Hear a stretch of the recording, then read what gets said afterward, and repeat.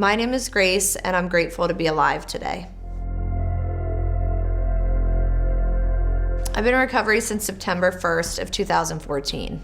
I went through, 14 different treatment centers and jail and homeless and everything in between. I lost my children too, my 2 older kids. My parents took custody of them. I would leave treatment. My tolerance would not be what it was before I went into treatment, like just coming off the streets and using. And so I would overdose. I can't remember exactly the number of times that I was Narcan, but it's definitely a lot.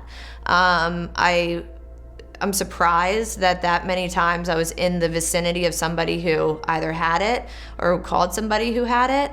But yeah, it's a huge part of my story. My parents, I know, were grateful. They knew what had happened. I had, other family members who they didn't understand. And look, I know there's like a lot of not understanding, and it's hard to conceptualize addiction for somebody who's even been through addiction and has now found recovery. So like, if it's hard for me, I know it's hard for other people to understand. There's social media, on the internet, there's your family, and there's your friends who look at you differently, and I don't think it's just because of the Narcan, just because of the addiction in general. If you have somebody in your life, anybody, it could be your support group, your family, a loved one, that tells you that something's not right, listen to them, because we can't see it ourselves. And so the people around us and outside of ourselves, they're going to be the ones that are going to tell us like, hey, something's not right. You need to get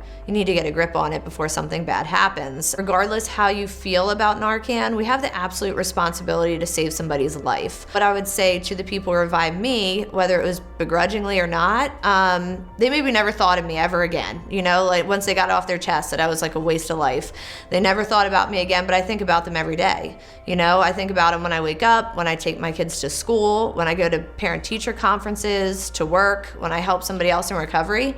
I think about them every day, and I thank them for saving my life.